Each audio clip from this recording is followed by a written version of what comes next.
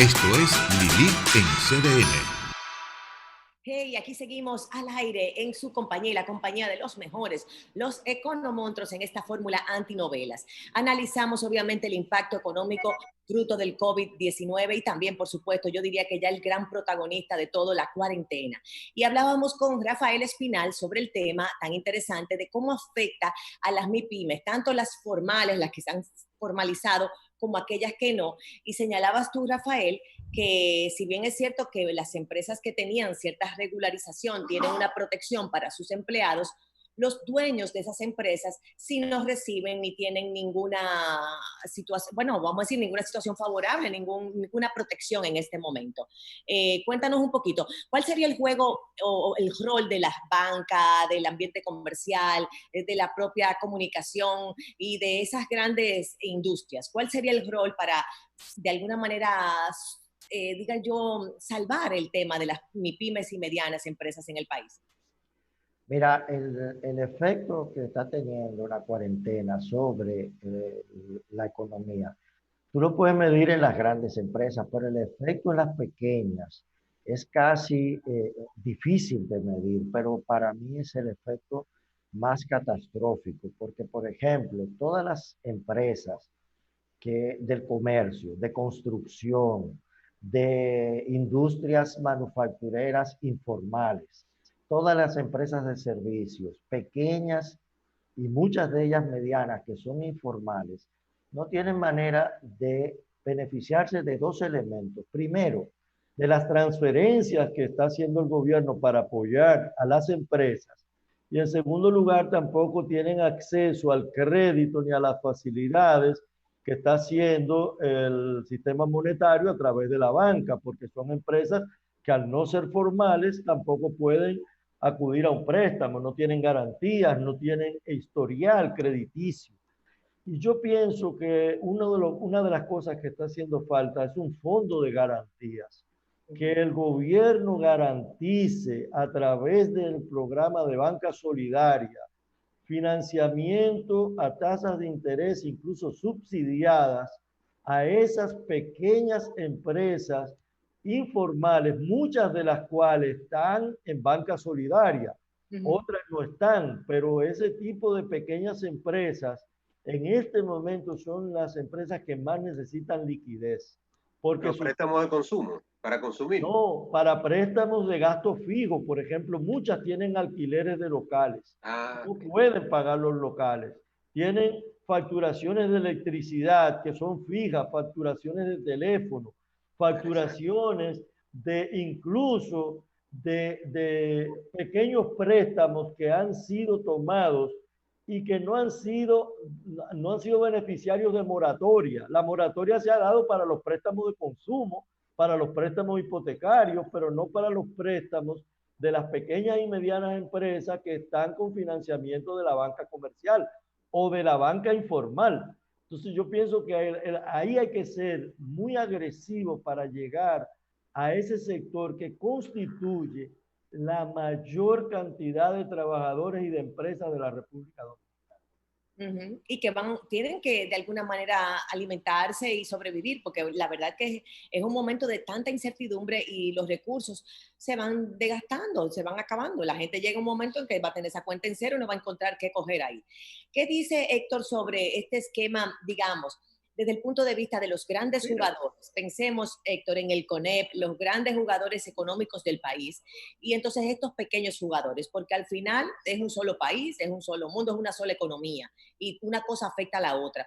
¿Cuáles deberían ser esas medidas, esas iniciativas solidarias, entre comillas, pero sobre todo de sobrevivencia, que los poderosos deberían tomar de cara a estos momentos tan inciertos y de tanta dificultad, digamos? Mira, Lili, primero quisiera hacer un comentario. Yo creo que a veces uno subestima los programas del gobierno. En realidad, los programas del gobierno también están llegando a muchas personas del servicio doméstico. Sí, sí. Sí, es así. Por lo menos le están llegando 2.500 pesos y también no solamente a las mujeres, sino también a sus esposos o lo que sea. Pero yo creo que eso que menciona Rafael, es importante, yo lo había mencionado en el programa de Alejandro Fernández el pasado martes, de la necesidad de que el gobierno, a través del Ministerio de Hacienda y, por ejemplo, empresas... Se me congeló Héctor. Ajá, parece. Sí, se le fue la señal a Héctor. Entonces, ¿qué dices tú, José Alfredo, en lo que Héctor vuelve y reengancha? ¿Entiendes tú que Hacienda, qué debería estar haciendo ahora de cara a estos acontecimientos? Mira, los programas están funcionando. Realmente yo tengo evidencia de personas que han recibido su dinero adicional a través de bono gas y a través de las diferentes transferencias, porque es un programa que está muy bien montado. El gobierno tiene mucha experiencia, o sea, acuérdate que este esquema de focalización de ayudas a la población más pobre, que es con el CIWEN, eso tiene estadísticas y censos que se hacen desde hace muchísimo tiempo, ¿no? Y entonces hay bases... Gabinete de Políticas Sociales que coordina. O sea, hay bases de datos que realmente te ubican a las personas por su nombre, dónde están, sus características, todo su problema de vivienda. Entonces, eso es lo que ha permitido realmente al gobierno llegar tan rápido a esas personas. O sea, que realmente se está haciendo. Tengo evidencia de eso.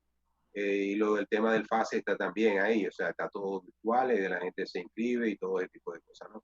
Hay algunas empresas, incluso formales, que no se han puesto porque a la hora de hacer su costo-beneficio al final dice, no, a mí me conviene más cerrar hasta que esto pase, porque también no es totalmente libre de gasto para el empresario, porque él tiene que también pagar una parte de la nómina y también pagar ITEVIS y una serie de cosas, más gastos fijos. O sea, que es una decisión individual de cada uno. Al mínimo, prácticamente sin ingresos, porque el nivel de demanda en general de compra de la población es mínimo. Exacto, alguna persona lo han hecho por eso. Ya yo creo que Héctor se reenganchó. Héctor, ¿estás con nosotros? Sí, mira, entonces ellos podrían canalizar un programa de garantía para pequeña y mediana empresa a través de esas instituciones financieras que se especializan en ese sector. Ahora, mira, este es un tiempo de déficit. Es un tiempo en que el gobierno tiene que salir al mercado, endeudarse y tratar de mantener la economía viva a través de programas de sostenimiento de la pequeña y de la mediana empresa. Yo creo que la gran empresa se puede mantener viva a través de la reestructuración de sus préstamos con la banca comercial, porque son... Deben bajar la tasa, Héctor, obviamente. O sea, los préstamos, la banca bajará sus tasas de interés. Bueno, eso yo no podría decirte si las va a bajar, pero el Banco Central puede lograr que las tasas de interés en el mercado bancario se mantengan bajas, supliendo suficiente liquidez al mercado para que los bancos tengan que prestar a tasas de interés mucho más bajas que lo que hacían antes de la crisis del coronavirus. Es un tiempo de un reto enorme. Es decir, es un problema comercial, es un gran reto porque también para fines de cualquier tipo de cliente, incluso el cliente de banca personal, se están creando una serie de facilidades para los préstamos personales que implican un ingreso que no va a entrar a las arcas del banco y que por lo tanto asumo que ellos tendrán esas medidas de contingencia de entender que este es un momento de liberar muchos fondos y ya luego después post cuarentena se verá cómo se reorganiza el muñeco. Pregunto y digo. Mira, no, dale tú. No, o sea, que iba en ese mismo tema de los bancos. Los banqueros saben muy bien que a lo imposible nadie está obligado. Entonces, realmente han sido muy consecuentes y lo serán en el futuro con todo tipo de operación de préstamo. Al banco no le interesa, por ejemplo, quedarse con una propiedad, ni tampoco ejecutar. O sea, los bancos le interesan que esta situación, que es temporal, realmente participar con la empresa y llevar ese tipo y cargar ambos los gastos. O sea, no le interesa realmente para mí ser agiotista, caerle atrás a las propiedades, porque ese no es el negocio. Aparte de no interesarle, no les conviene, porque obviamente sin mercado no hay negocio y necesitamos que el mercado esté vivo. Y los bancos son bancos, prestan dinero. O sea, ellos no quieren tener un almacén de activos. O sea, no te voy a quitar el carro, no te voy a quitar No, y para eso se ha hecho ya, incluso muchos han hecho ya su esquema oferta, flexible.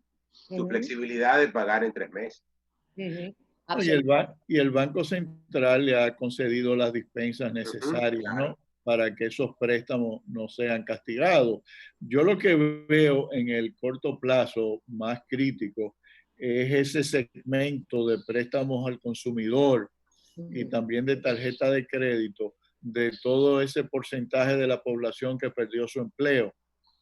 Entonces a eso va a haber que buscarle salida, si no son préstamos que tendrán que pasar a pérdida, y más si la economía no se recupera en el corto plazo.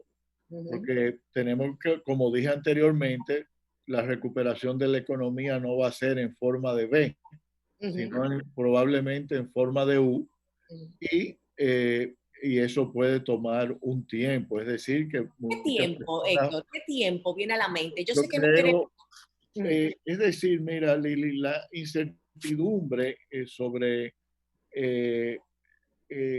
cómo se pueden reabrir estas economías, principalmente las economías de los países en desarrollo, es grande, principalmente en el caso de los Estados Unidos, donde el gobierno básicamente ha sido muy inefectivo.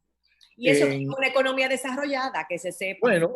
Bueno, pero es que hay otros países como Singapur, como Corea del Sur, como la misma Alemania, que han sido efectivos porque tienen gobierno muy y burocracia muy efectiva. Los Estados Unidos tienen burocracia efectiva, pero actualmente se ha visto debilitada por la a nivel dirigencial. Lo que es el liderazgo, ¿eh? Lo que es el liderazgo, y eso tú lo puedes ver en el hecho de que se dice que hay test disponibles en suficientes cantidades por el lado de la presidencia, pero por el lado de los mismos gobernadores, tanto republicanos como demócratas, dicen que no lo hay.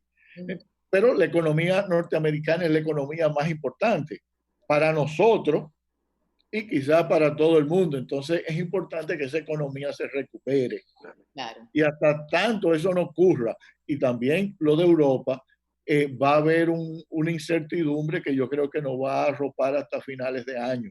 Y por eso es importante que una política deficitaria para mantener a la gente que pueda vivir, recurrir a los préstamos, a la cuota del Fondo Monetario Internacional, que no requiere condicionalidad alguna, como ya lo hizo el Banco Central y como yo lo había dicho hace semanas, que debería hacerlo, para mantener el suministro de dólares para financiar las importaciones que el país necesita en las actuales circunstancias. Hasta ahora hemos hablado de cosas importantes. Primero, el liberar un poco el tema de otros comercios que habían sido clausurados bajo la viabilidad de delivery, como señaló José Alfredo, para ir moviendo más la economía. Estamos hablando de empresas grandes que puedan garantizar el sustento de sus empleados en paro a través de trabajo desde la casa, y otros, vamos a decir, asistencia más minoritaria para evitar contagio. Estamos hablando de planes de Hacienda y Banco Central para de alguna manera garantizar el ingreso tanto a empleados domésticos como a empleados de MIPYMES que han sido previamente formalizados, y quedan los grandes, vamos a decir, abandonados, que son aquellas empresas o personas que se buscan el diario y que no están formalizados y entonces no aparecen en ningún esquema porque no son tan vulnerables como para entrar en los esquemas de SUBEN, digamos, de la asistencia social. Entonces, ahí hay un grupo grande de gente. Por eso tenemos que irnos a una pausa, pero me gustaría que analizáramos un poquito qué pasa con ese grupo de personas. Y también este nuevo esquema virtual, tanto para la modalidad de estudios universitarios o escolares, ¿qué impacto tiene desde el punto de vista de costos? Porque fíjense que en la canasta familiar, el costear, el pagar los estudios universitarios o escolares de los hijos que no están en escuelas públicas, estamos hablando de clase media, pues es de verdad un peso importante en la canasta y ahora mismo no hay ingresos. Entonces, ¿bajo qué viabilidad o forma podemos de alguna manera repensar ese modelo? Vamos a una pausa y volvemos.